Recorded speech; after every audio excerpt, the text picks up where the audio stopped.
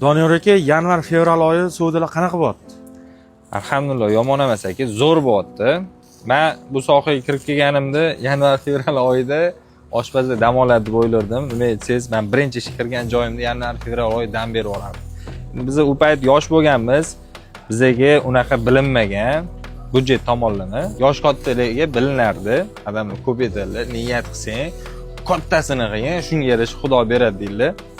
Niyat qilganman, Xudo xolisa oshxona ochsam, suvdan pasayib ketsa, yechimni ishxonadagi bolalarni, ishxonadagi ya'ni xodimlarni haydab yechim qilmayman. Suvda pasaydimi, uni ko'tarishga boshqa tomonlama harakat qilaman.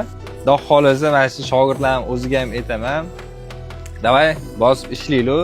Xudo xolisa hammangga bitta-bittadan qora jentira olib beraman deb va'da berganman. Xudo xolisa bu va'dam ustida chiqaman. Sizlar tez-tez kelib tursanglar, Xudo xolisa bizni sizlar sabab bitta-bitta yangi jentira minamiz. Men nima demoqchiman? Niyatni katta qilish kerak. 2 yil oldin menda bu narsalar yo'q edi hech qaysi. Oddiy oshpaz bo'lib yurardim. Allohning fazli bilan mana hozir bitta katta choyxonani rahbariman, bosh oshpaziman. Alloh berar ekan so'raganga yarasha. Shuning uchun ham katta niyat qilish kerak. Sizlarni choyxonada kutib qolamiz. Kelinglar.